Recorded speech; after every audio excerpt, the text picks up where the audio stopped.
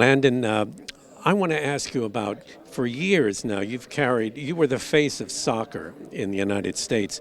And I know, I don't want to say it's a burden, but it's a heavy thing to carry around with you because everybody looks at you first. I mean, and you've had to have known that when you play, but I guess maybe it helped you, it spurred you on as a player. Well, one, there's worse things in life than that, right? But I didn't know a different life. So that was the life that I was living and that was sort of bestowed on me in that way. But I always embraced it for the most part. Sometimes it was a little tiring, but I embraced it. And when I come to a place like here today and I'm sitting next to Del Piero and Osvaldo Sanchez, literally legends in their sport, in their countries, it makes it all worthwhile because you think, you know what, we went through some pretty tough times, but it feels like it was all worth it. Well, the tough times in soccer is growing, but how is it growing in your eyes? I mean, how is it progressing now, or is it not progressing?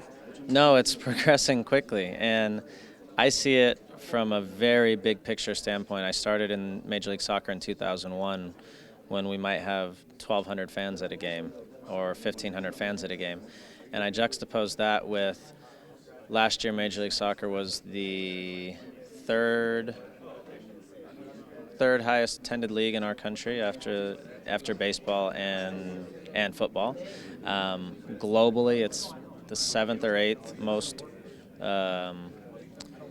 attended league in the world, soccer league in the world. You understand that the league is growing quickly, and I see it more closely. People who just came on after maybe the last World Cup and started following or just started paying attention recently, they don't see the big jumps, but every year the league gets better. Every year American soccer gets better, and if you haven't noticed, there's pretty heavy momentum swinging in the right way for soccer in this country, while other sports are starting to decline in a lot of ways. So I think the future looks good.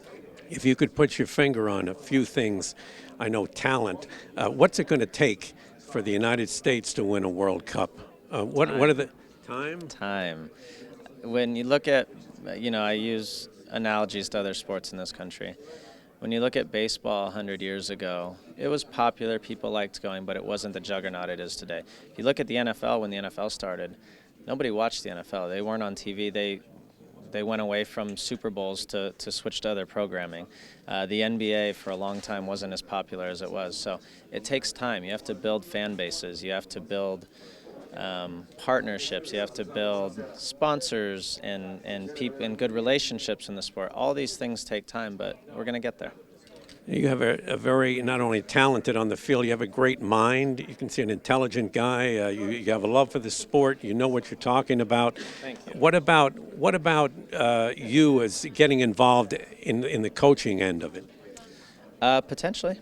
This year I'm gonna start taking courses to actually learn how to coach. I'm smart enough to know that just because I was competent as a player doesn't mean I know what I'm doing when it comes to coaching. So perhaps one day I want to give myself that option.